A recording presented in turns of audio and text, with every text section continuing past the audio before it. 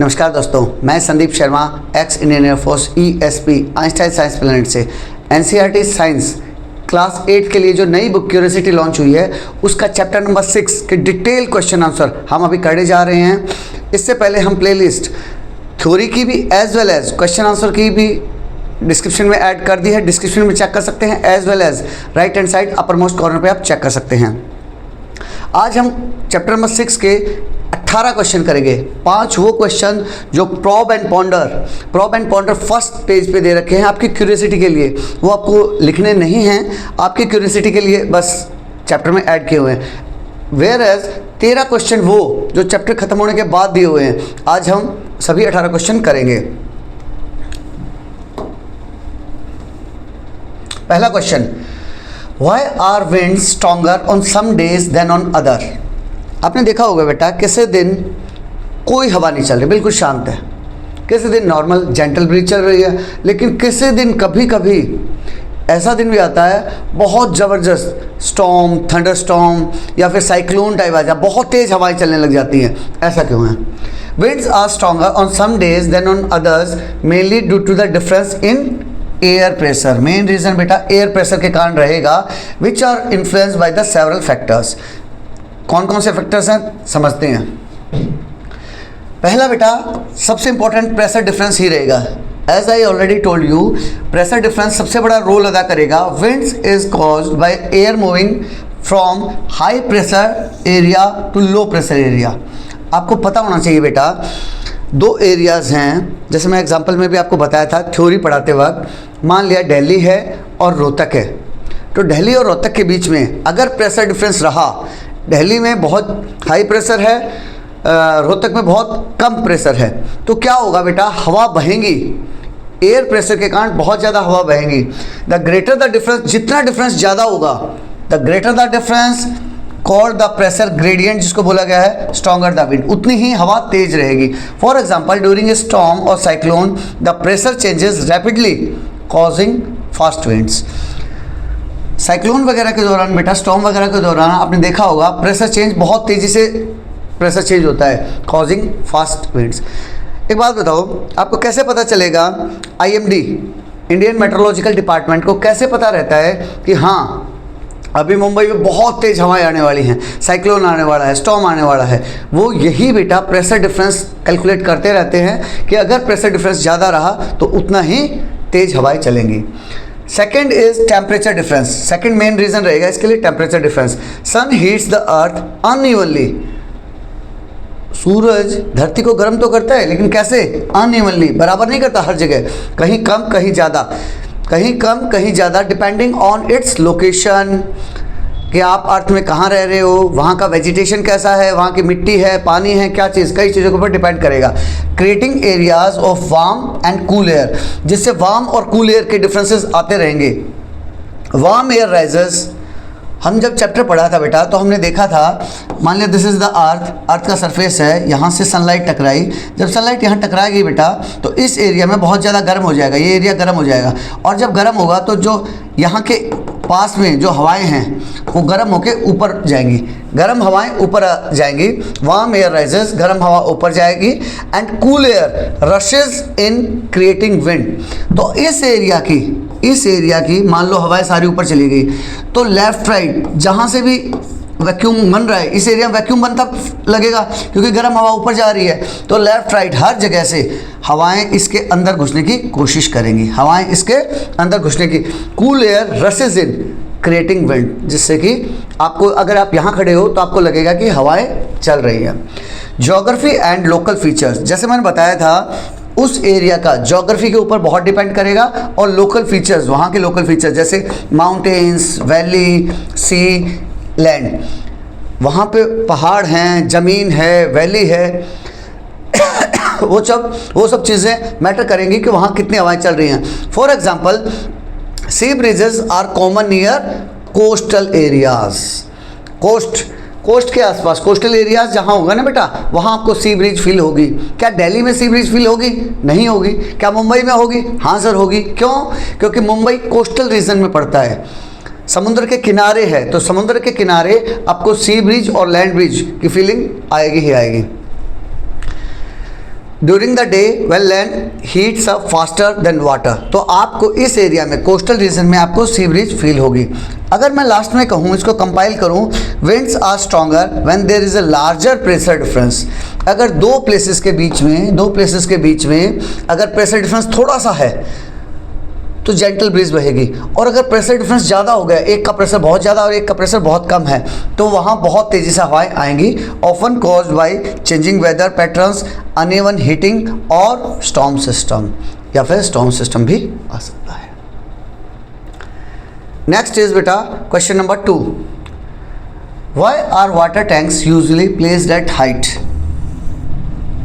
ये क्वेश्चन जब हम थ्योरी डिस्कशन किया था तब भी हमने डिस्कस किया था बेटा, कि आपने देखा होगा नॉट ओनली हमारे घरों में जो हाईएस्ट पॉइंट रहेगा, अगर मेरा 2 मंजिल का घर है तो 2 मंजिल के ऊपर वाटर टैंक रखते हैं। अगर मेरी 10 मंजिल की बिल्डिंग है तो 10 मंजिल के सबसे ऊपर वाले माले पे वाटर टैंक रखेंगे। सिमिलरली जो म्युनिसिपल कॉरपोरेशन का वाटर टैंक बनाते हैं, ओवरहेड टैंक जिसे बोलते हैं, वो भी अच्छी खासी हाइट पे बनाया जाता है। तो क्वेश्चन उसी से रिलेट कर रहा है, ऐसा क्यों है कि वो सबसे ऊंची हाइट पे बनाया जाता है। इसके लिए आपने जब थ्योरी किया था तो देखा था 2 टेस्ट ट्यूब रखी थी हमने, 2 टेस्ट ट्यूब ए और बी, दोनों के नीचे बैलून लगाया था। दोनों बैलून, जबकि टेस्ट ट्यूब की विड्थ, डायमीटर कम ज़्यादा था, लेकिन फिर भी दोनों बैलून बराबर फूले थे। वो एक्टिविटी याद है? उस एक्टिविटी हमने यही समझा था बेटा, उस एक्टिविटी के थ्रू, कि जो प्रेशर नीचे की तरफ आएगा वो height of the water column के ऊपर डिपेंड करेगा कि वाटर कॉलम कितना ऊंचा है। तो जितनी ऊंची टंकी रखोगे उतना नीचा मेरे टैप में पानी प्रेशर से आएगा। अगर मान लिया मेरा 10 मंजिला बिल्डिंग है और मैं सेकंड मंजिल पे अपने टैंक रख लूँ, तो फर्स्ट मंजिल पे भी आएगा पानी, लेकिन कम प्रेशर से आएगा कंपैरेटिव टू अगर उसी टैंक को मैं 10वीं मंजिल पे रखूँ। Water tanks are placed at a height so that water can flow down easily. पानी आसानी से नीचे आ जाए with the help of gravity. Force कौन सा लगेगा पानी के ऊपर? ग्रेविटी वाला फोर्स लगेगा। This helps water reach all the taps in the house without using A motor all the time. बिना मोटर का यूज़ किया अगर मैंने उसे छत पे रख दिया है तो अब मेरे पूरे घर में सभी टैप में इजीली पानी आएगा। अब फील कर सकते हो इसको, जैसे आप स्लाइड में जाते हो ना पार्क में, इफ़ इट इज़ हाई, अगर स्लाइड आपकी अच्छी खासी हाइट है पे है, थिंग्स स्लाइड डाउन इजीली, तो चीज़ें बहुत तेज़ी से स्लाइड कर जाएंगी। In the same way water flows better from A tank when it is placed high. इसी तरह से अगर मैं उसको एक अच्छी खासी हाइट पे रख दूँ, जितने हाइट पे रखूँगा उतना मेरा वाटर फ्लो तेज होगा। Third question, can air pressure really crush us. हवा की प्रेशर की बात कर रहे हैं बेटा। हवा का प्रेशर जब हमने पढ़ा था तो देखा था कि एयर में अच्छा खासा प्रेशर होता है, बहुत ज़्यादा प्रेशर होता है, जो हमारे सारा दिन हमारी बॉडी के ऊपर एक्ट करता रहेगा, और कई बार तो ये प्रेशर और ज़्यादा भी बढ़ जाता है। तो क्या यही प्रेशर हमें क्रश कर सकता है क्या? पूरा यूँ इम्प्लोड टाइप कर सकता है क्या हमें? वो पूछ रहा है। Yes, air pressure could crush us. हाँ, हमें एयर प्रेशर क्रश कर सकता है, बट इट डज नॉट। लेकिन ये कर नहीं पाता है, करता नहीं हमें। क्यों नहीं करता है समझते हैं? Because our body is design to handle it. बेटा जैसे जैसे हमारा इवोल्यूशन हुआ ना, हम इवॉल्व हुए, तो हमारी बॉडी ने धीरे धीरे इस एयर प्रेशर को समझा, और हमारे अंदर की तरफ से, अंदर में जो फ्लूइड्स वगैरह रहते हैं ना, फ्लूइड्स हैं, मसल्स हैं, वो सब बाहर की तरफ एक प्रेशर अप्लाई करते हैं। You must have heard about blood pressure. Blood बाहर की तरफ एक प्रेशर अप्लाई करता है। बाहर से एटमॉस्फेरिक प्रेशर लगा हुआ है, अंदर से उसी प्रेशर को कंपनसेट करने के लिए मेरा ब्लड, हमारे बॉडी के फ्लूइड्स बाहर की तरफ पुश कर रहे हैं, और ये दोनों जो पुश कर रहे हैं ये एक बैलेंस बना लेते हैं। तो अब मुझे कोई प्रेशर महसूस नहीं होता है। नॉर्मल लाइफ में मुझे कभी प्रेशर महसूस नहीं होता है। यही चीज़ आपने फील किया होगा। इन केस मैं डायरेक्टली ऊंचे पहाड़ पे चला जाऊं तो मेरे नाक से, कान से खून बहना शुरू हो जाएगा। क्यों शुरू हो जाएगा? उसके पीछे वही रीज़न है बेटा, मेरा अंदर वाला प्रेशर, इंटरनल प्रेशर अभी भी बाहर की तरफ पुश कर रहा है, लेकिन जब मैं हाइट पे चला गया, पहाड़ पे चला गया, तो बाहरी प्रेशर कम हो गया है, एक्सटर्नल प्रेशर कम हो गया है। अंदर से बाहर प्रेस कर रहा है, लेकिन बाहर का प्रेशर कम हो गया है, तो इसीलिए मेरा इंटरनल ब्लड बाहर निकलने लग जाएगा, बिकॉज ऑफ मेरा इंटरनल प्रेशर अब ज़्यादा हो गया है। हमारी बॉडी इसी हिसाब से डिज़ाइन की गई है। एयर प्रेशर को समझते हैं। Air around us pushes on everything. जो हमारी तरफ जो हवा, हमारे चारों तरफ हवा है, वो हर चीज़ को दबा रही है। टेबल को दबा रही है, इस बोर्ड को, मुझे, आपको, हर चीज़ को दबा रही है। उसी को एयर प्रेशर कहा गया है। At sea level it pushes with a force of about 1 kilogram on every square centimetre of your body. अगर मेरी बॉडी का 1 सेंटीमीटर लंबा, 1 सेंटीमीटर चौड़ा, इस टाइप से मैं एक स्क्वायर बना लूँ अपनी बॉडी के ऊपर, तो इस बॉडी के ऊपर लगभग 1 kg weight, 1 kg pressure apply कर रही हो। जो एटमॉस्फेरिक प्रेशर ना वो इतना ज़्यादा है। Why does not crush us, लेकिन हमें क्रश क्यों नहीं कर पाती? Our body pushes back with equal force from inside. अंदर की तरफ से हमारी बॉडी भी पुश कर रही है लगभग इतने ही फोर्स से। So the air pressure outside and inside stay balance. बाहर की तरफ और अंदर की तरफ का जो एयर प्रेशर है ना बेटा, वो बैलेंस रहता है। जितना बाहर से प्रेशर आ रहा है उतनी बड़ी बॉडी अंदर की तरफ से पुश कर देती है। That's why we don't feel the pressure crushing us. इसीलिए हमें फीलिंग नहीं आती उसको क्रश करने की।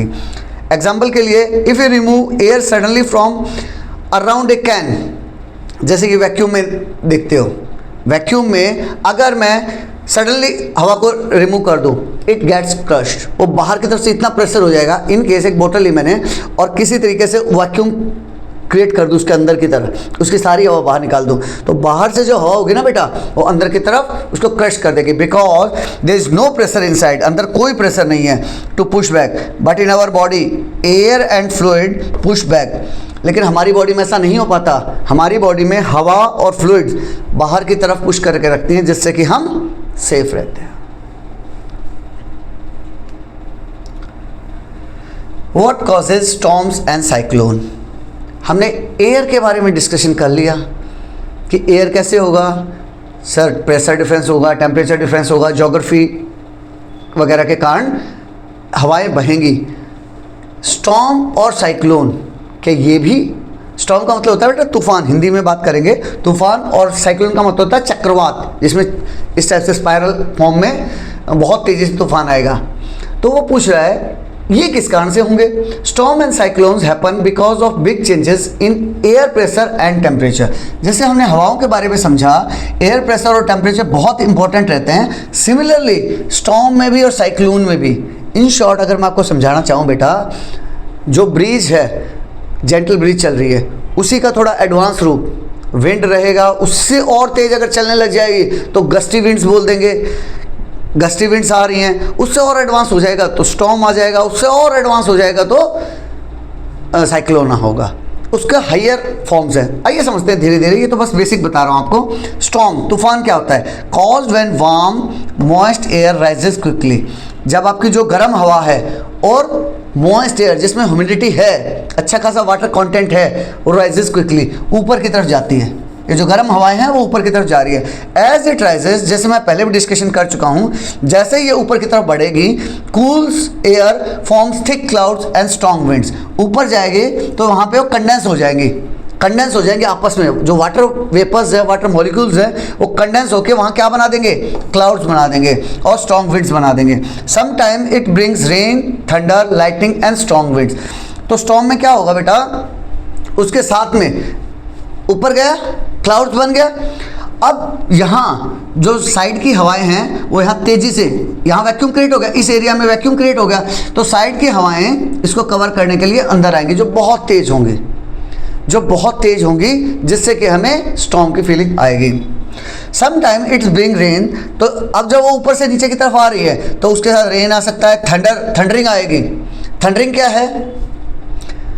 जब बेटा गर्म हवा ऊपर जा रही है, ठंडी हवा नीचे आ रही है, तो ठंडी हवा नीचे आ रही है तो ये आपस में एक दूसरे के साथ रबिंग करेंगी, बहुत तेज़ी से रबिंग करेंगी। और जब रबिंग करेंगी तो वहाँ आपको थंडर की फीलिंग आएगी।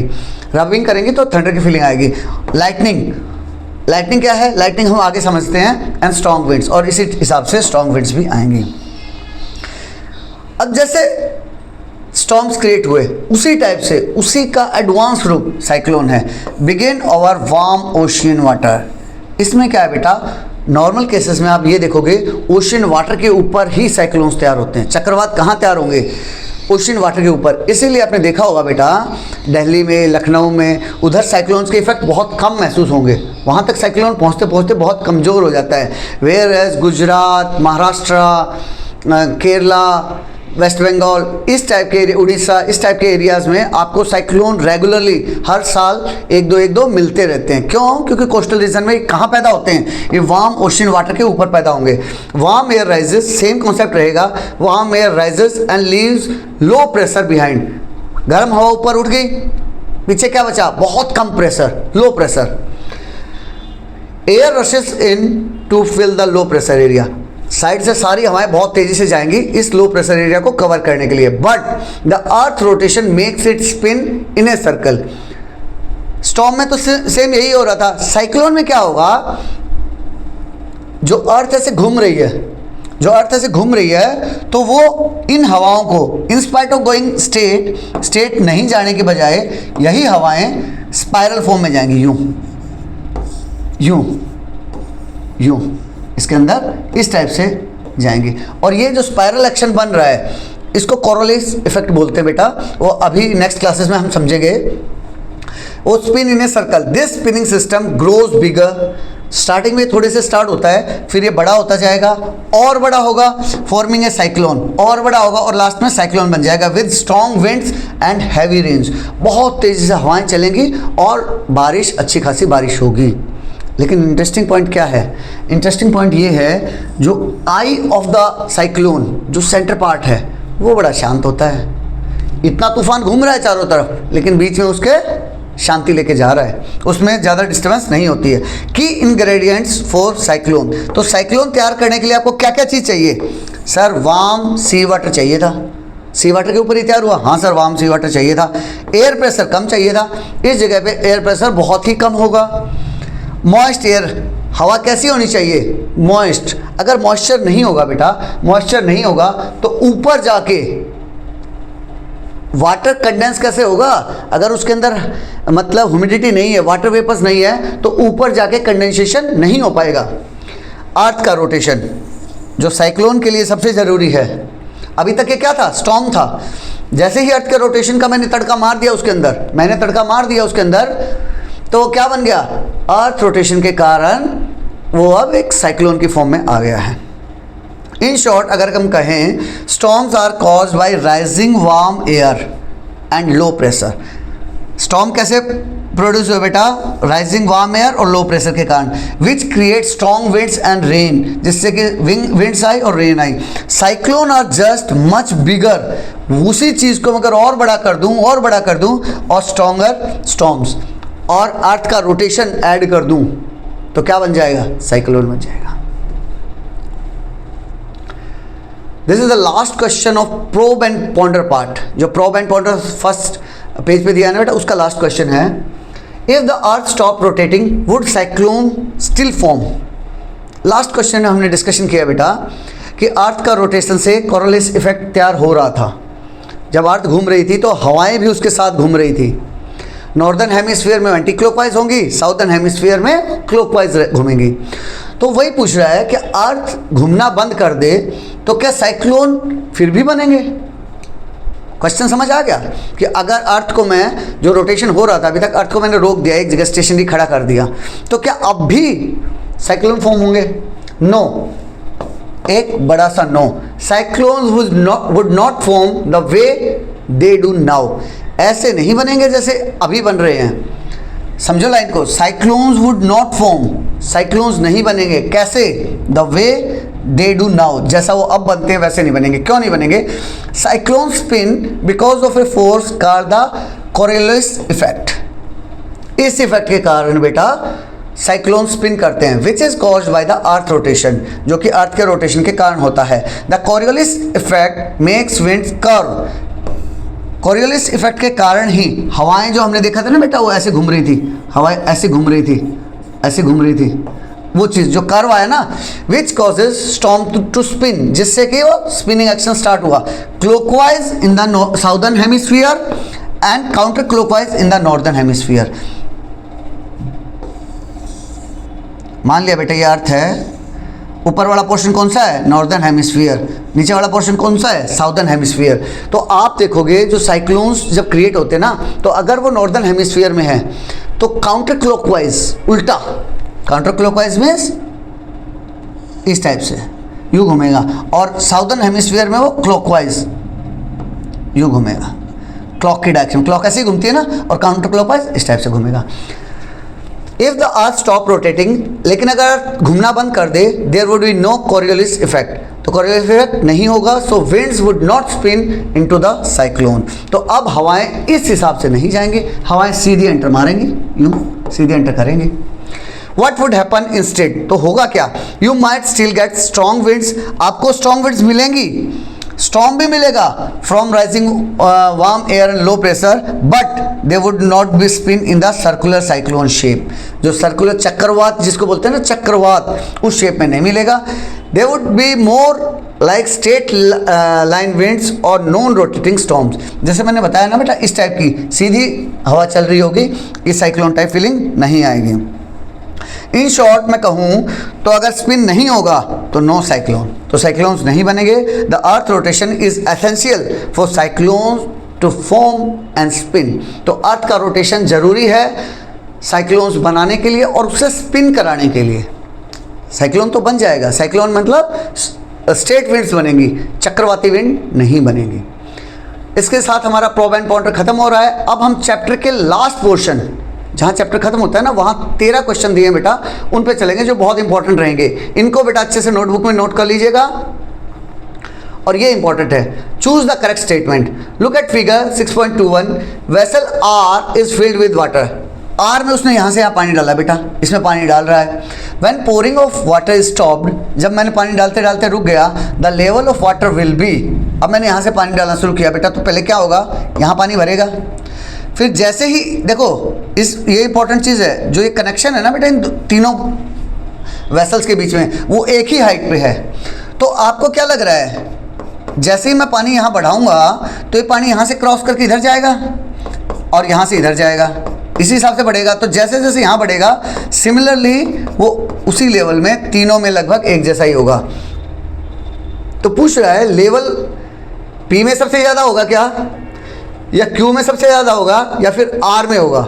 नहीं, हम इसको फील कर सकते हैं, रियल लाइफ में फील कर सकते हैं। Equal in all three vessels, तीनों वेसल्स में बराबर होगा। क्यों होगा?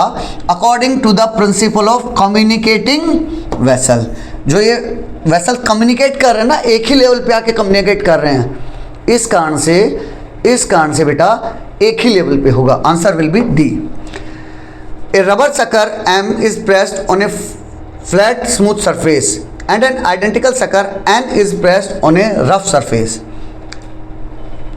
इस सकर वाला कॉन्सेप्ट हम थ्योरी में पढ़ चुके हैं बेटा। सकर क्या था बेटा? एक इस टाइप से सर्कल सा था जिसके यहाँ एक पकड़ने के लिए वो दे रखा था। तो बता रहा है एक M नाम का सकर है और एक N नाम का सकर है। M को हमने स्मूथ सरफेस पे किया, दो सरफेस लिए मैंने, दो सरफेस लिए, एक स्मूथ है और दूसरा रफ है। तो जब मैं स्मूथ पे रखा, उसको स्मूथ पे रखा और रफ पे रखा, तो कुछ डिफरेंस होगा क्या? हाँ सर, डिफरेंस होगा। स्मूथ पे जैसे मैं उसको पुश करूँगा तो उसके लेफ़्ट राइट चारों तरह की हवाएं बाहर निकल जाएंगी। जो अंदर एयर भरी होगी उस सकर के, वो बाहर निकल जाएगी और अंदर एक वैक्यूम क्रिएट हो जाएगा, अच्छा खासा वैक्यूम क्रिएट हो जाएगा और वो सकर बहुत अच्छी से चिपक जाएगा। अब मैं उसको निकालने की कोशिश करूँगा, it will be difficult task for me to pull it out. Whereas अगर हम रफ सरफेस की बात करें, तो जब मैंने सकर को, अब मैं यहाँ प्रेस कर रहा हूँ, एन नाम के सकर को यहाँ प्रेस किया, तो रफ सरफेस पे क्या होगा बेटा?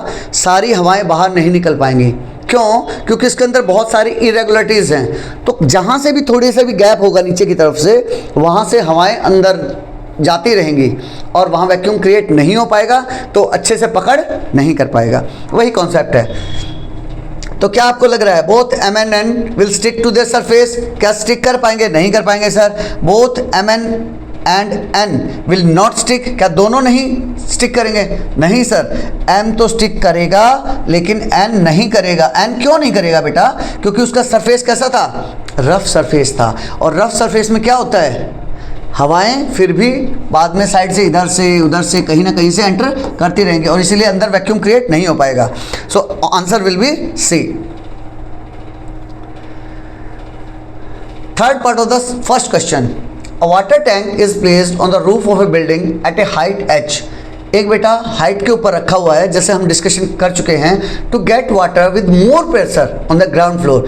ग्राउंड फ्लोर पे पानी मुझे ज़्यादा प्रेशर के साथ चाहिए, वन हैज़ टू, हमें क्या करना चाहिए, इंक्रीज द हाइट। जहाँ टैंक रखा हुआ है, मान लिया 5th फ्लोर पे रखा है, तो क्या मैं उसे 6th, 7th, 8th या फिर 10th पे रख दूँ? सबसे ज़्यादा पानी कहाँ मिलेगा मुझे, प्रेशर कहाँ मिलेगा? सर जब बिल्कुल हाईएस्ट जो आप रख सकते हो वहाँ रख दो तो मुझे पानी सबसे ज़्यादा मिलेगा। वही चीज़ बता रहा है बेटा। तो मैं अगर हाइट बढ़ा देता हूँ जहाँ टैंक रखा हुआ है तो मुझे सबसे ज़्यादा पानी मिलेगा। क्या डिक्रीज करूँगा तो मिलेगा क्या? सर और कम, प्रेशर कम हो जाएगा। Replace the tank with another tank, दूसरे टैंक के साथ रिप्लेस कर दूँ तो बढ़ेगा क्या? टैंक में थोड़ी कोई दिक्कत है बेटा, टैंक में कोई दिक्कत नहीं है। Replace the tank with another tank of the same height that can hold less water, ऐसा कुछ है ही नहीं, ऑप्शन है ही नहीं बेटा, आंसर विल बी ए। अब फर्स्ट क्वेश्चन का 4th part, 2 vessels A and B contain water up to the same level as shown in figure. बेटा 2 वेसल्स हैं ए और बी जिनमें सेम लेवल का पानी भरा हुआ है, same level. P A and P B is the pressure at the bottom of the vessel.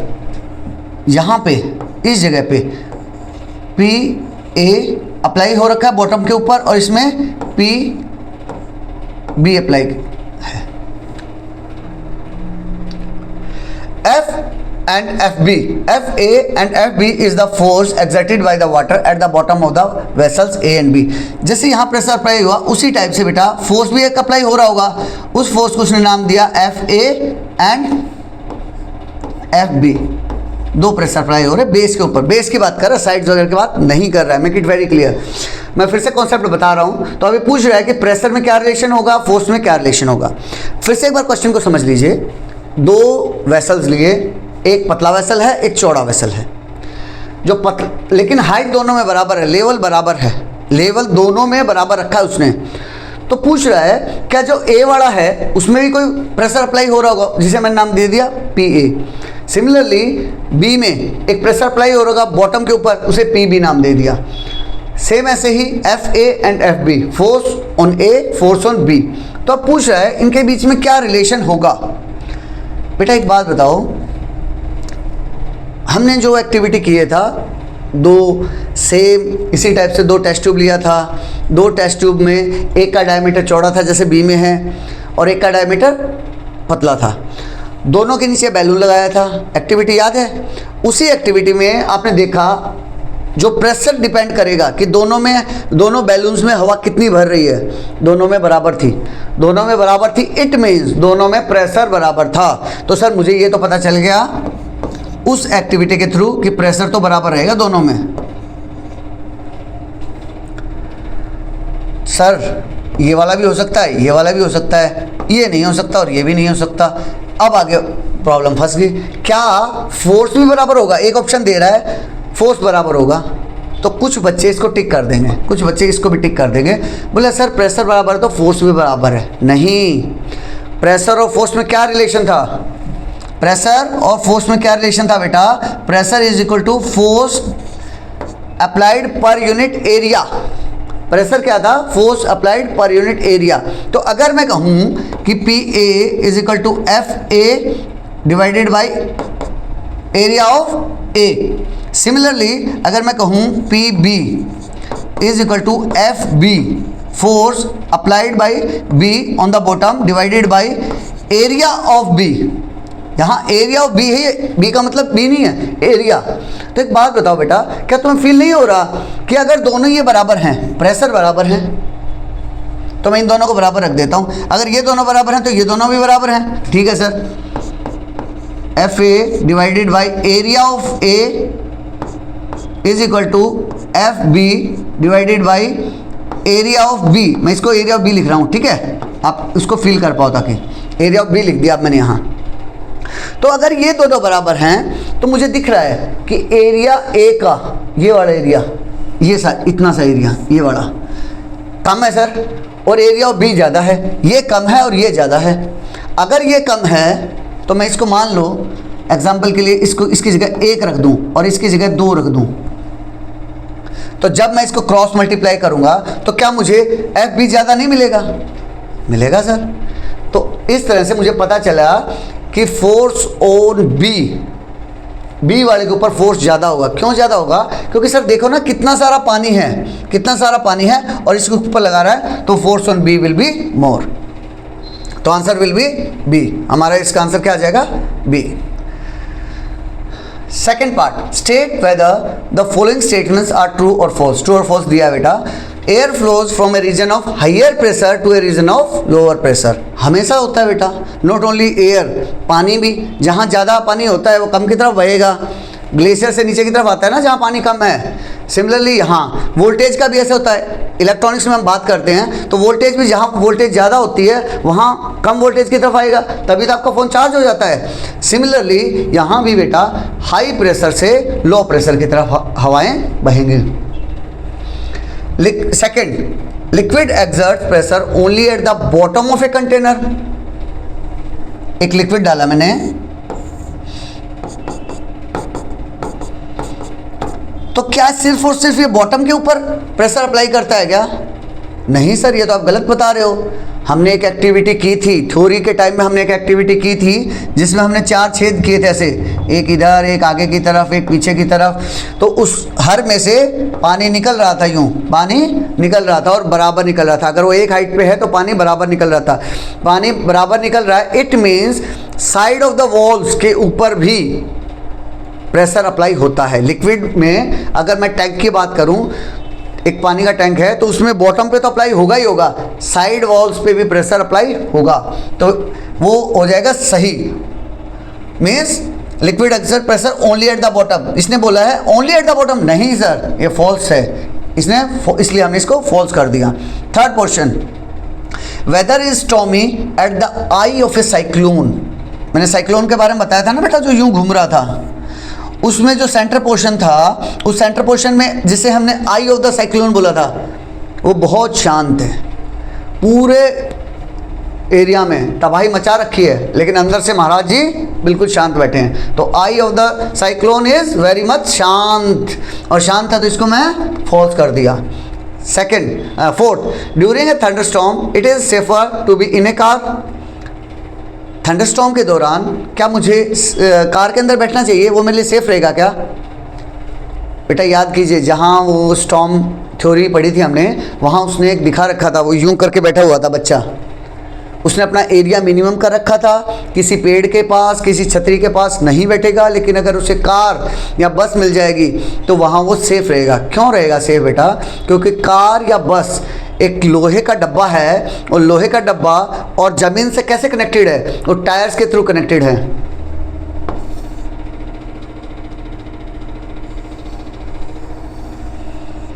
ये लोहे का डब्बा है और ये ज़मीन से कैसे कनेक्टेड है? इन टायर्स के थ्रू कनेक्टेड है, और कोई कनेक्शन नहीं है। तो इन केस अगर यहाँ के लिए लाइटनिंग आना चाहेगी, थंडरस्टॉर्म आना चाहेगा, तो वो अर्थ में ट्रांसफ़र नहीं कर पाएगा, उस वोल्टेज को अर्थ में ट्रांसफ़र नहीं कर पाएगा। इसीलिए बस या कार ज़्यादा सेफ है कंपैरेटिव टू अगर मैं पेड़ के नीचे खड़ा हो जाता हूँ। अगर पेड़ के नीचे या फिर एक छतरी जिसके ऊपर पतला सा पॉइंट है, तो वो ईजिली उसको अट्रैक्ट कर देंगे। They will work as a lightning conductor. इसीलिए बस या car is more safe. Question number 3, figure 6.23 shows a boy lying horizontally. इस पिक्चर में आपने देखा एक बच्चा हॉरिजेंटली सो रहा है जमीन पे, फ्लैट। एंड बी में क्या दिखा रहा है? Boy standing vertically on a loose sand bed. और यहाँ बच्चा सीधा खड़ा है वर्टिकली। हॉरिजेंटली और वर्टिकली में तो फर्क पता है ना बेटा? Horizontally means parallel to the ground, vertical means 90 degree to the parallel of the ground. Earth के साथ 90 डिग्री का कोण। तो ये देखो, ये हो गया हॉरिजेंटल, ये हो गया वर्टिकल। ये 90 डिग्री का कोण बना रहा है, और इसमें क्या है? पूरा हॉरिजेंटल लेटा हुआ है। Standing vertically on a loose sand bed, in which case does the boy sink more in sand. Sand में कि कौन से केस में, ए में या बी में ज़्यादा नीचे जाएगा? मैंने यही एग्जांपल आपको दलदल के थ्रू बताया था जब मैं थ्योरी बता रहा था। फिर से बता देता हूँ, एक्सप्लेन कर देता हूँ। इन केस मैं कहीं जंगल में गया और जंगल में दलदल में फंस गया, तो इन केस अगर मैं यूँ सीधा खड़ा हूँ तो होगा क्या? वो दलदल मेरा पूरा वेट 70 kg वेट मेरे पैर के एरिया, छोटा सा एरिया है, उसके ऊपर रखा हुआ है। पूरा फोर्स छोटे से एरिया के ऊपर है, तो फोर्स डिवाइडेड बाय एरिया, तो प्रेशर बहुत ज़्यादा होगा तो मैं उतना तेज़ी से अंदर जाऊंगा, अगर उस चीज़ से मुझे बचना है, मैं चाह रहा हूँ कि टाइम लगे मुझे अंदर जाने में, तो मैं क्या करूँगा, अपने आप को हॉरिजेंटली ऐसे लिटा दूंगा, पूरा लिटा दूंगा, अपना सरफेस एरिया सबसे ज़्यादा बढ़ा लूँगा जितना बढ़ा सकता हूँ। जो उसने यहाँ किया, उसने क्या किया, अपना पूरा सरफेस एरिया बढ़ा लिया। तो अब क्या हुआ, जो मान लिया 70 kg वेट था, वो इतने बड़े एरिया के ऊपर काम कर रहा है, पूरे एरिया के ऊपर काम कर रहा है, इतना बड़ा एरिया के ऊपर। इस केस में सिर्फ इतने से एरिया के ऊपर काम कर रहा है, तो यहाँ प्रेशर बहुत ज़्यादा होगा, तो यहाँ ये डीपली सिंक कर जाएगा और इसमें नहीं जा पाएगा। वही चीज़ बता रखी है। नेक्स्ट इज न्यूमेरिकल, सिंपल सा न्यूमेरिकल, बिल्कुल मुश्किल नहीं है, मजा आएगा करते वक्त। An elephant stands on 4 feet। एक एलिफेंट है बेटा, ये लो एलिफेंट बना दिया मैंने। अब कैसा बना है इस बात पे ध्यान मत देना, जिसके 4 टांगे हैं। एक एलिफेंट है जिसके 4 टांगे हैं। If the area covered by 1 foot, एक जो फुट है ना, ये कितना एरिया कवर कर रहा है बेटा, 0.25।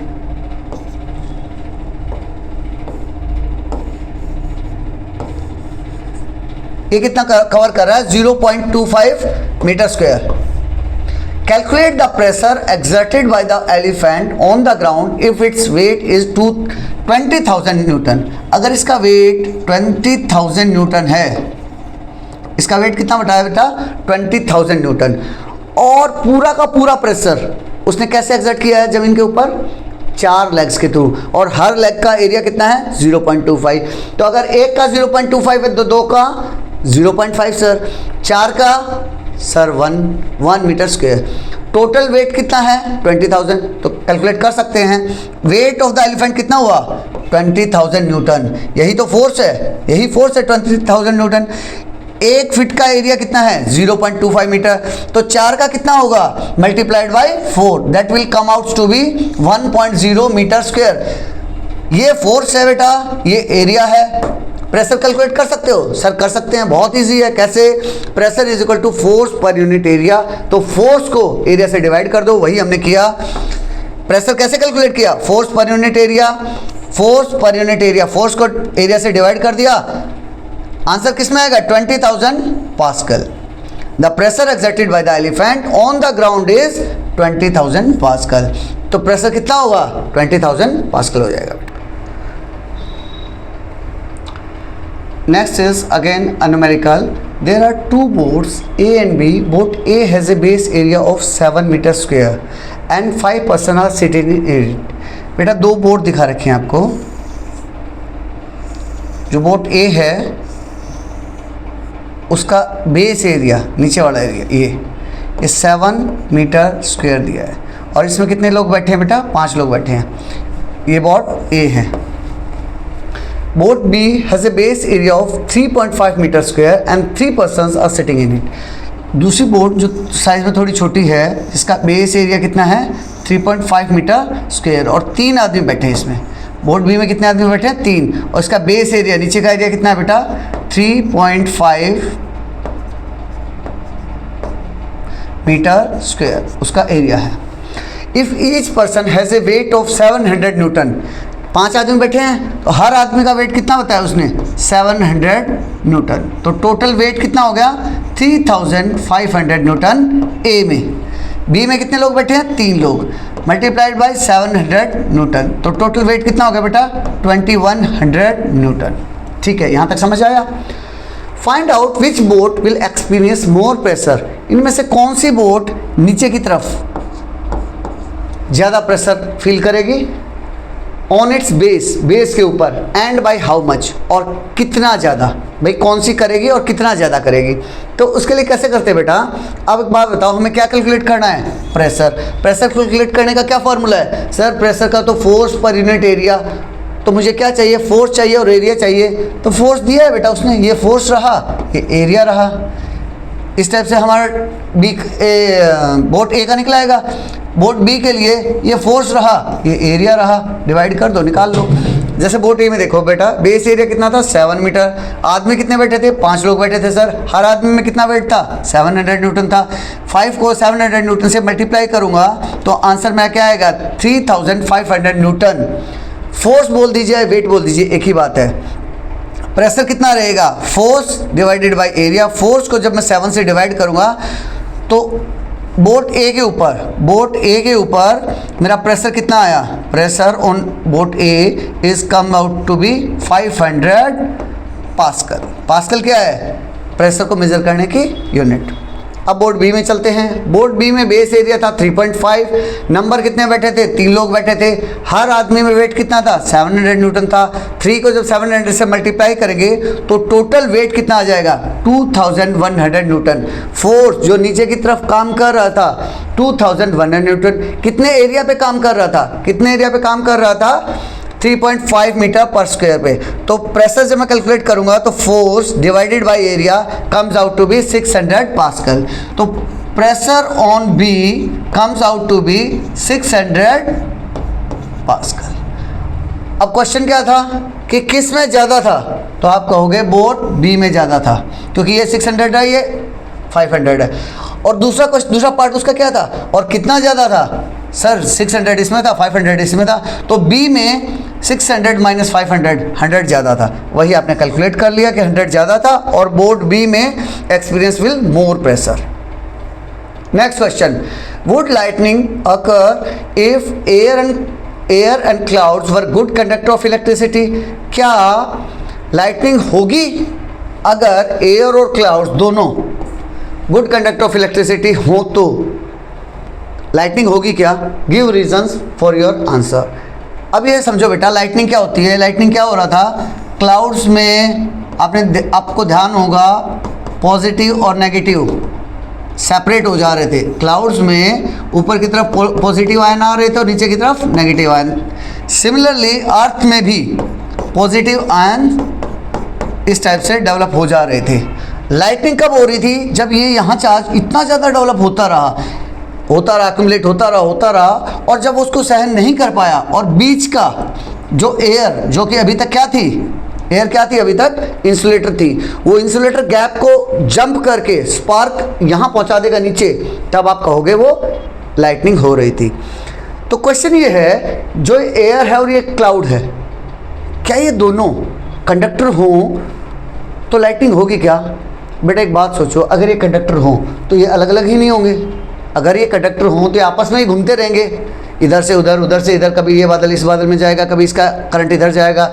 और अगर एयर भी कंडक्टर है तो यहाँ एक्यूमुलेट होने की ज़रूरत ही नहीं है। एक चार्ज डेवलप हुआ, ज़मीन में भेज दिया, दूसरा चार्ज डेवलप हुआ, ज़मीन में भेज दिया।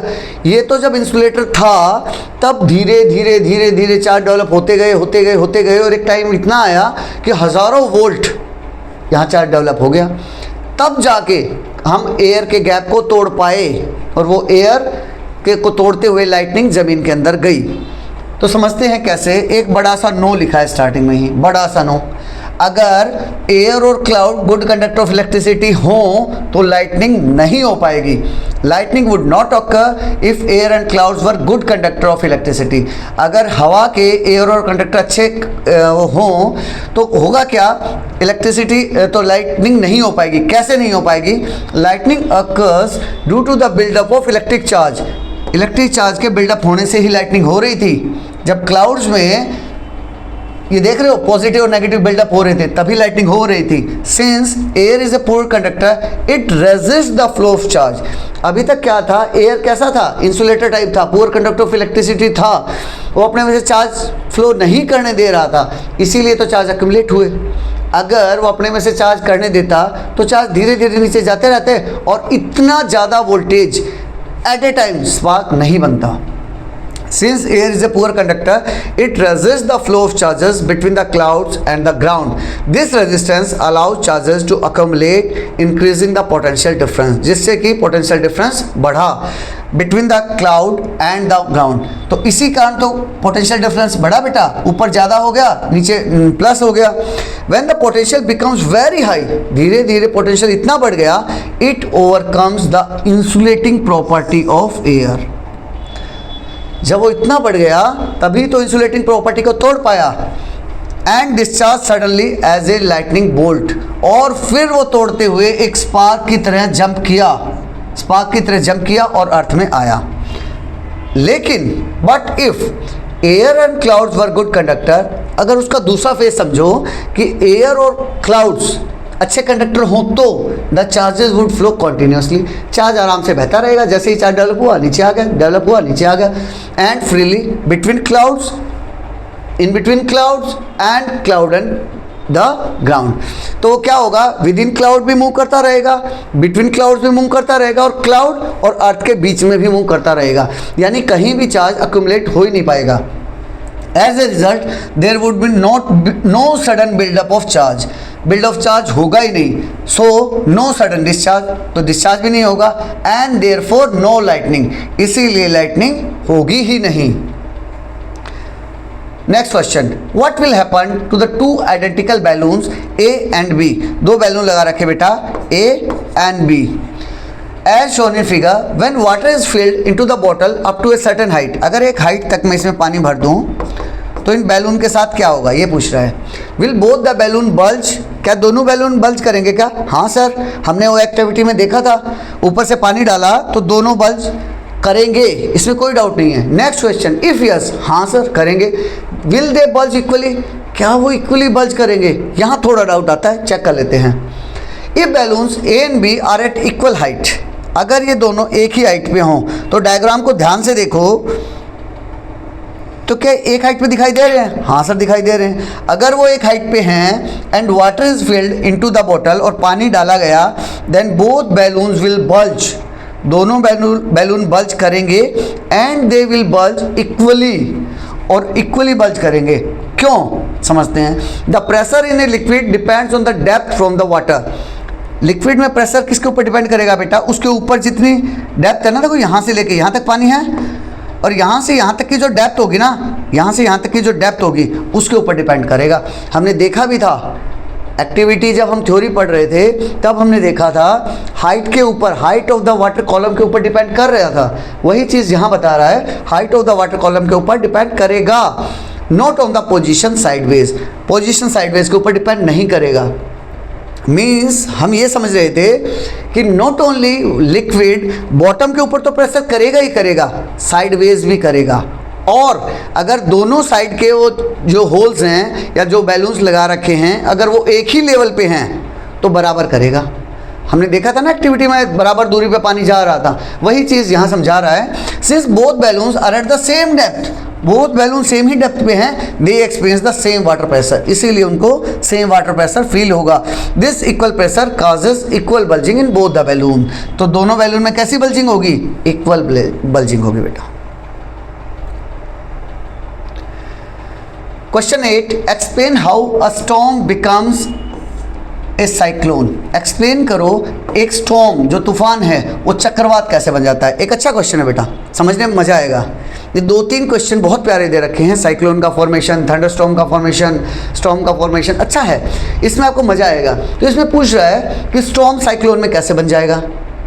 हम स्टॉर्म के बारे में अच्छे से समझ चुके हैं मुझे लगता है, साइक्लोन का बस जो चक्रवात बन रहा है ना उसको थोड़ा गहराई में समझेंगे। स्टॉर्म हम समझ चुके हैं। वार्म ओशन वाटर, साइक्लोन कहाँ तैयार होता है बेटा?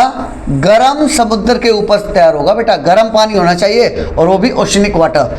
Cyclone usually begin over warm ocean water, 26-27 degree के आसपास पानी गर्म होगा ना तब वहाँ बनना शुरू होगा। The heat from the water causes a lot of water to evaporate, जो हीट होगी ना उससे पानी इवोपरेट होना शुरू होगा, adding moisture to the air above. मान लो बेटा इस एरिया में, इस एरिया ये समुद्र का पानी है, यहाँ मेरा पानी काफ़ी गर्म हो गया, पानी गर्म हो गया तो होगा क्या? वो वेपोराइज होकर ऊपर जाएगा, adding moisture to the air above, तो उससे क्या होगा? मॉइस्चर भी ऊपर जाएगी। राइजिंग वार्म मॉइस्ट एयर, जो गर्म हवा होगी और मॉइस्ट होगी जिसमें वाटर वेपर्स हैं, the warm moist air rises upward, गर्म हवाएं ऊपर जाएंगी। क्यों? क्योंकि वो हल्की हैं। As it rises it cools, ऊपर जाके क्या हो जाएगा?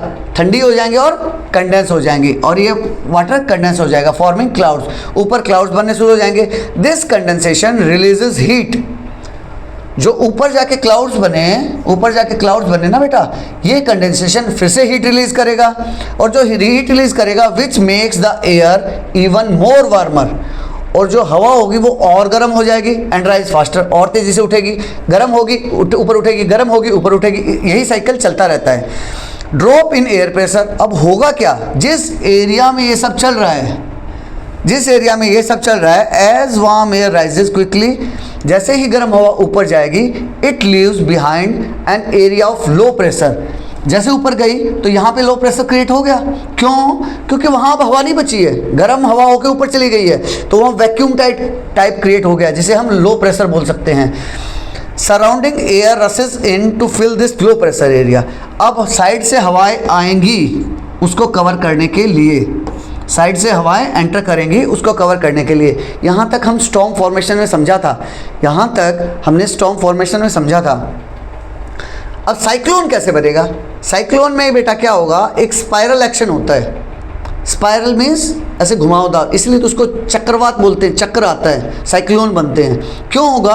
Coriolis effect of the earth, जो अर्थ घूमती है ना उसके कारण कोरियोलिस इफेक्ट आता है, वही समझते हैं। Spiralling winds due to the earth rotation, earth के रोटेशन के कारण the incoming air does not move straight in, जो हवा आ रही है वो सीधी यूं नहीं जाएगी, सीधी यूं नहीं एंटर करेगी, बल्कि इट स्पाइरल्स, वो कर्व लेगी यूं करके, देखो यूं कर्व की फॉर्म में एंटर करेगी,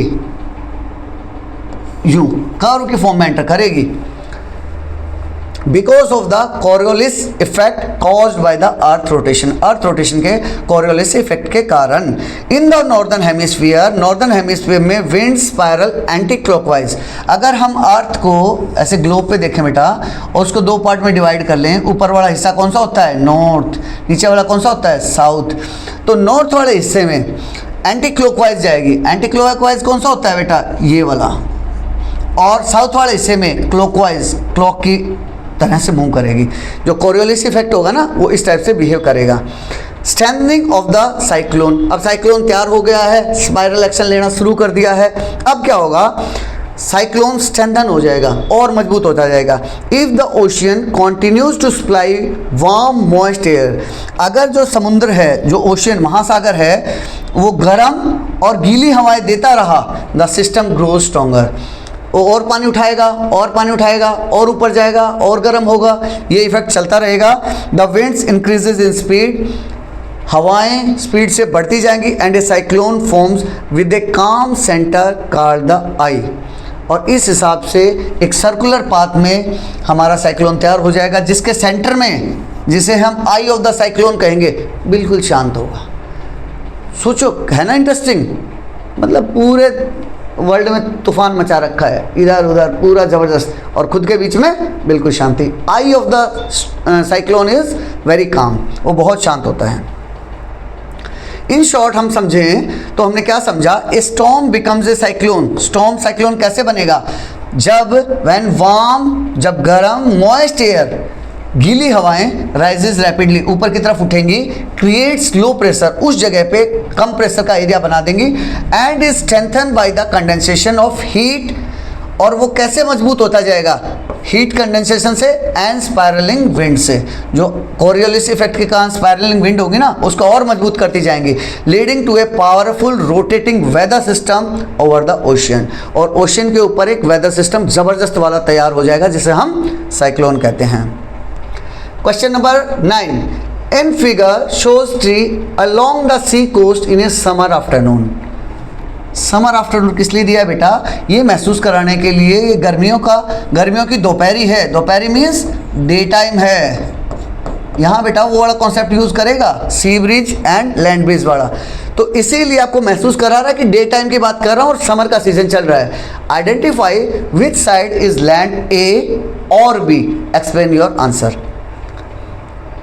To answer this question, let us understand what happens along the sea coast on a summer afternoon. इस क्वेश्चन का आंसर देने के लिए आपको ये पता करना पड़ेगा बेटा कि समर आफ्टरनून में सी कोस्ट में होता क्या है, समुद्र के किनारे क्या होता है। पहले एक बार डायग्राम देखते हैं, डायग्राम को समझ लो बेटा। आपको सिर्फ ये 4 पेड़ दिखा रखे हैं और कुछ नहीं दिखाया है। इधर बोल दिया ए है, उधर बोल दिया बी है, हमें नहीं पता किधर क्या है। तो बोल रहा है कि इसके एक साइड में कहीं सी है, एक साइड में लैंड है। हो सकता है बी साइड में सी हो और इधर लैंड हो, वेयर एज हो सकता है ए साइड में सी हो, अगर इधर सी है तो उधर लैंड होगा, कोई भी हो सकता है, हमें नहीं पता क्या है।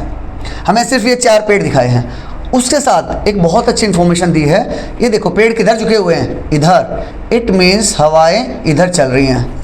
ये तो फील कर पा रहे हो ना डायग्राम को देख के, इस फिगर को देख के आप इजीली महसूस कर पा रहे हो कि हवाएं इधर चल रही हैं। और है क्या, समर आफ्टरनून है। अब समझते हैं सी ब्रिज का कॉन्सेप्ट आपको याद है जो आप 6th और 7th क्लास में पढ़ा था। सी ब्रिज, लैंड ब्रिज, समुद्र की तरफ से हवाएं आती हैं कोस्ट की तरफ, रात में वही हवाएं वापस लैंड से अर्थ की तरफ जाती हैं, वही बात कर रहा है। During a summer afternoon means day time land heat up faster than water. मान लो बेटा this is the sea coast, इधर क्या है, इस ये वाला एरिया मेरा लैंड है और इधर क्या है, सी वाटर है। तो होता क्या है, सनलाइट दोनों पे सनलाइट डाल रही है, इधर भी और इधर भी। लेकिन एक कॉन्सेप्ट याद रखना, जो धरती है, लैंड है, वो जल्दी गर्म होगा और जल्दी ही ठंडा होगा। तो अगर ये जल्दी गर्म हो रहा है तो ये ठंडा रह गया, अभी ये जल्दी गर्म हो गया, तो यहाँ की हवाएं इस एरिया की हवाएं ऊपर उठेंगी ऐसे। During a summer afternoon land heat up faster then the water, land जल्दी गर्म हो जाएगा वाटर के कंपैरिजन में। The air over the land, हवा के ऊपर जो धरती के ऊपर जो हवाएं होंगी, बिकम्स हॉट, वो जल्दी गर्म हो जाएंगी। एंड राइजेस, और ऊपर उठेंगी, because hot air is lighter, क्योंकि गर्म हवा हल्की होती है इसीलिए। Cooler air from the sea, अब होगा क्या, जब यहाँ की हवा ऊपर जाएगी तो सी की तरफ से तेज़ी से ठंडी हवा उस जगह को कवर करने के लिए जाएगी, क्योंकि यहाँ वैक्यूम टाइप क्रिएट हो जाएगा, यहाँ वैक्यूम टाइप क्रिएट हो जाएगा और ये हवाएं उधर तेज़ी से बढ़ेंगी उस जगह को कवर करने के लिए। moves in to replace the rising hot air. This movement of air from sea to land, अब हवा किधर से जा रही है, सी से लैंड की तरफ जा रही है, इज कॉल्ड सी ब्रिज। इसी को सी ब्रिज बोला जाता है, जो कि डे टाइम में होता है। नाइट टाइम में क्या होगा, जस्ट इसका उल्टा होगा। यहाँ ये चीज़ जल्दी ठंडा हो जाएगी, लैंड जल्दी ठंडी हो जाएगी, ये गर्म रह जाएगी। तो अब क्या है, लैंड की तरफ से सी की तरफ हवा जाएगी, जिसे हम लैंड ब्रिज बोलते हैं, जो इसका जस्ट अपोजिट है। Now regarding figure 6.25, even though we can not see it, हम देख नहीं सकते लेकिन एक अंदाज़ा लगाएंगे। कैसे, if the figure shows tree bending in one direction, हमने देखा कि ट्री एक ही तरफ बेंड कर रहा था, it means wind is blowing towards that direction. तो हमने क्या अंदाजा लगाया, टी एक ही तरफ बेंड कर रहा था, इधर एक ही तरफ बेंड कर रहे थे, तो इसका मतलब हमने अंदाजा लगाया wind is blowing from B to A, B से हवा ए की तरफ चल रही है इस तरफ, then B must be C, और चल कौन सी रही है हवाएं, ये सी ब्रिज है बेटा। सी ब्रिज किधर से किधर चलता है, सी से लैंड की तरफ चलता है। तो हमने ये अंदाज़ा लगा दिया कि ये सी से और लैंड की तरफ चल रहा है, यानी ये सही है और ये सही है और ये दोनों गलत हैं। तो हमने ये अंदाज़ा लगा लिया कि बी में की तरफ सी है और ए की तरफ लैंड है। Side A is a land, side A क्या है, लैंड है, और साइड बी क्या है, सी है।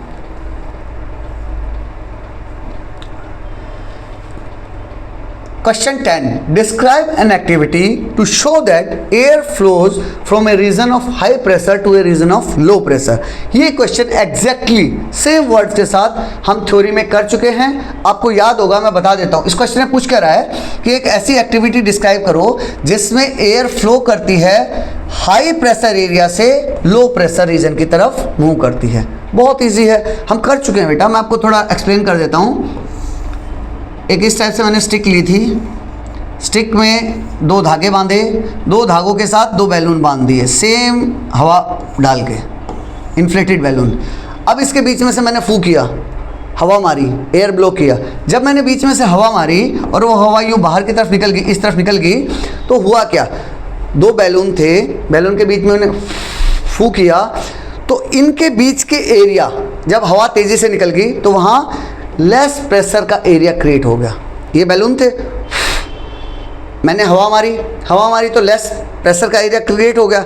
अब जब लेस प्रेशर का एरिया यहाँ बीच में है तो इस तरफ और इस तरफ जो कि नॉर्मल प्रेशर ही था तो वो अब इसके कंपैरिजन में हाई प्रेशर हो गया, तो वो दोनों बैलून बाहर हाई प्रेशर है, बीच में लो प्रेशर है, अंदर की तरफ आ जाएंगे।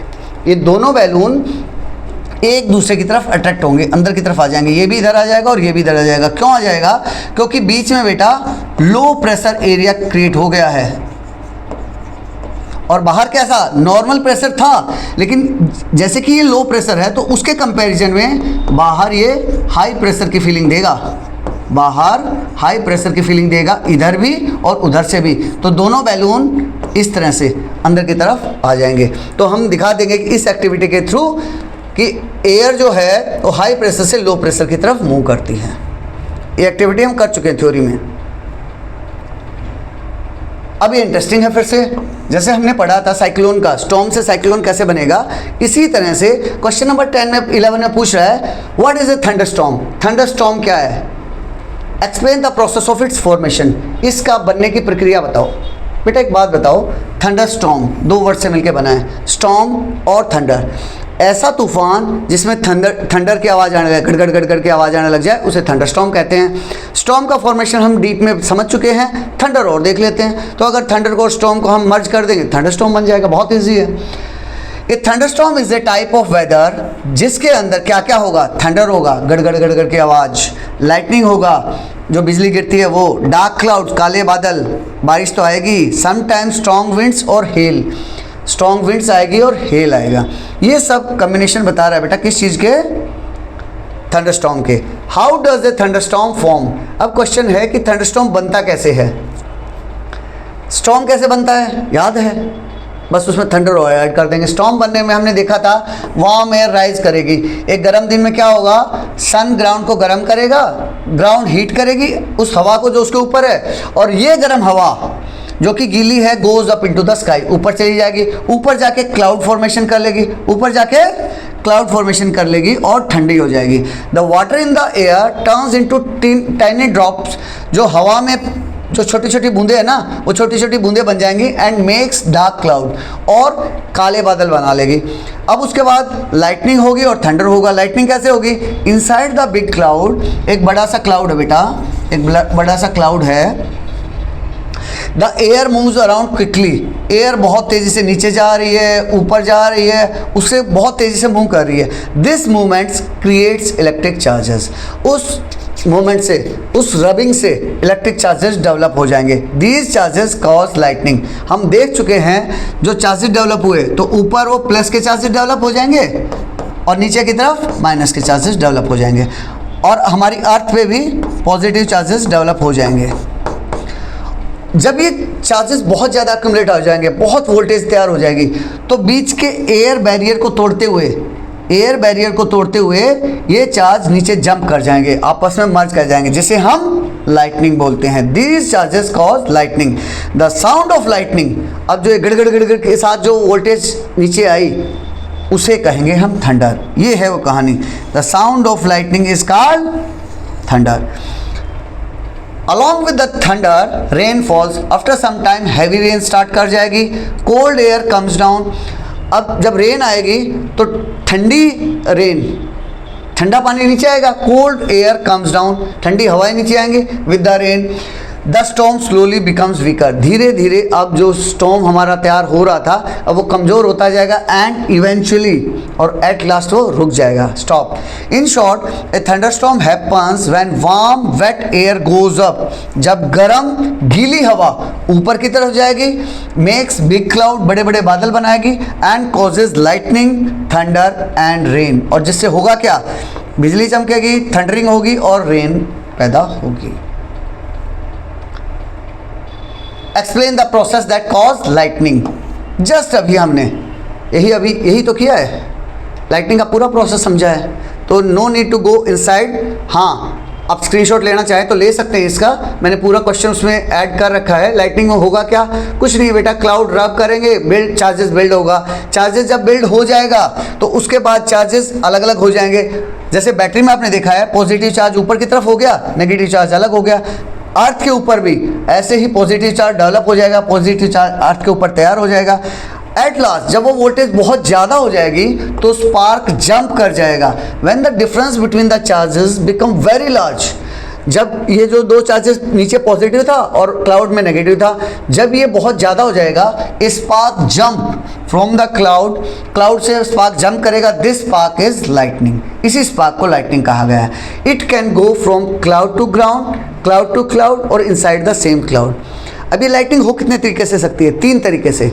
एक क्लाउड ये है, एक क्लाउड ये है, तो हो सकता है इसी क्लाउड के अंदर अंदर ब्रेक डाउन हो जाए, नेगेटिव और पॉजिटिव मिल जाएं, एक तरीका। दूसरा, इस क्लाउड का नेगेटिव उस क्लाउड के पॉजिटिव के पास चला जाए, तो with in the cloud, in between the clouds. और तीसरा तरीका, क्लाउड से सीधा अर्थ में चला जाए। तो 3 तरीके से ये लाइटनिंग हो सकती है। थंडर फॉलोज, थंडर फॉलो करेगा बेटा। The lightning makes the air very hot and fast. अब जो थंडरिंग की आवाज़ आती है ना, वो कैसे आती है वो बता रहा है। The lightning makes the air very hot and fast. Lightning से हवा बहुत ही ज़्यादा गर्म हो जाती है और तेज़ हो जाती है। This causes A loud sound, जिससे एक तेज हवा आती है, जिसे हम थंडर बोलते हैं। In short, lightning is cause when electric charge build up in clouds. Electric charge बनते रहते हैं and a spark jumps to balance them, और एक स्पार्क जंप करता है बैलेंस करने के लिए। दैट ब्राइट फ्लैश, जो चमकीली फ्लैश होती है ना, उसी को हम लाइटनिंग कहते हैं। And the sound we hear, और जो आवाज़ हमें सुनाई देती है उसे हम थंडर बोलते हैं। The last question of this chapter, explain why holes are made in banners and hoarding. Question क्या बोल रहा है बेटा? ऐसा क्यों है कि होल्स बनाए जाते हैं? किसके अंदर? बैनर्स एंड होर्डिंग्स के अंदर। आप लोग बेटा जैसे सिटी में बाहर जाते होगे, देखते होगे, मूवी के लिए गए, आप शॉपिंग के लिए गए, स्कूल जाते वक्त बस के बाहर देखना, बड़े बड़े होर्डिंग लगे होते हैं। उन बड़े बड़े होर्डिंग के बीच में छेद रहेंगे, छोटे छोटे छेद। किस कारण से होते हैं? सर वो फट गए होंगे बेटा। कुछ 1-2 फटा भी होता है, लेकिन जो पर्पसफुली होते हैं वो सेम साइज़ के होल्स होते हैं। उसके अंदर ध्यान करना, सेम साइज़ के होल पूरे होर्डिंग में रहेंगे। ऐसा क्यों है? ऐसा इसलिए बेटा, अगर मैं उसमें छेद ना करूं तो अब इतना बड़ा होर्डिंग है, इतना बड़ा होर्डिंग, अब पूरी हवा आ रही है, उसको रोकने की कोशिश करेगा। अब जब रोकने की कोशिश करेगा, it will work like a sail. जैसे सेल बोट देखा है आपने? पतवा नाव बोलते हैं जिसको हिंदी में। सेल बोट एक बोट रहेगी जिसमें बहुत बड़ा कपड़ा बांध देते हैं, जिसमें फिर जो सेलर होगा वो यूज़ करेगा एयर की डायरेक्शन को, उसको सेल करने के लिए। उस नाव को एक जगह से दूसरी जगह ले जाने के लिए उस कपड़े का यूज़ करता है, एयर डायरेक्शन का यूज़ करते हुए। हवा के अगेंस्ट उसको यूज़ करेगा ताकि वो उसको बहा के ले जाए। तो सिमिलरली जब हवा तूफान आ रहा होगा ना, तो अगर मेरा पूरा होर्डिंग एज इट इज़ है, पूरा फ्लैट है, तो उसके बीच में से छेद नहीं है, तो वो पूरे को रोकने की कोशिश करेगा, जिससे कि क्या होगा, मेरा पूरा होर्डिंग उड़ सकता है। तो अब मैं उसको मिनिमाइज़ करने के लिए क्या करूँगा, उसके बीच में छोटे छोटे छेद कर दूँगा। अब छेद में से हवा क्रॉस कर जाएगी।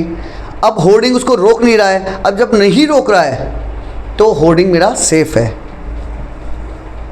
Holes are made in banners and hoarding to allow air to pass through them. This is the keyword. अगर ये आप अपने आंसर में लिख दोगे तो आप पास हो। किस लिए? To allow air to pass through them. हवा को अपने अंदर से पास होने के लिए। When the wind blows, जब हवा बहती है, large banner और hoardings can act like big sail. Sail की तरह काम करने लग जाएंगे। If there are no hole, अगर कोई होल हो ही ना, the wind pushes hard against them. हवा उनको बहुत तेज़ी से पुश करेगी। This can cause the banner to tear. उससे क्या होगा, बैनर मेरा फट सकता है, fall down, नीचे गिर सकता है और get damage, और पूरा बर्बाद हो सकता है। और इवन कुछ केसेस में आपने देखा होगा, तूफान में बह के चला गया, उड़ के चला गया, इतना बड़ा होर्डिंग उड़ जाता है। What do the holes do? Holes का काम क्या है? The holes let some air pass through the banner. Holes क्या करते हैं बेटा? एयर को पास हो जाने देते हैं बैनर के अंदर से। This reduces the pressure of the wind on the banner. इससे प्रेशर घट जाता है। हवा का जो प्रेशर है ना बेटा, अब पूरे बैनर के ऊपर जो हवा का प्रेशर आ रहा है, जब वो छेद में से हवा निकल गई तो वो प्रेशर कम हो जाता है। In short, holes are made in banners and hoardings to reduce air pressure. Air pressure को कम करने के लिए बनाए जाते हैं। एंड प्रिवेंट देम, और बचाने के लिए, फ्रॉम टीयरिंग, ताकि वो फटे ना, और flying away in strong winds, तेज हवाओं में बह ना जाए। हमने बेटा इसके साथ 18 क्वेश्चंस कर लिए हैं। 5 क्वेश्चन वो जो प्रोब एंड पॉन्डर में थे, फर्स्ट पेज पे दिए हुए थे, जिन्हें आपको लिखना नहीं है, ये सिर्फ आपके समझने के लिए हैं। 13 वो क्वेश्चंस जो चैप्टर ख़त्म होने के बाद लास्ट में दे रखे हैं। अगर आपको कनेक्टेड फील हुआ हो, आपको लगा हो कि मैंने कुछ अच्छा पढ़ाया है, तो एक लाइक, शेयर और सब्सक्राइब कर दीजिएगा। विद दिस, जय हिंद, जय भारत।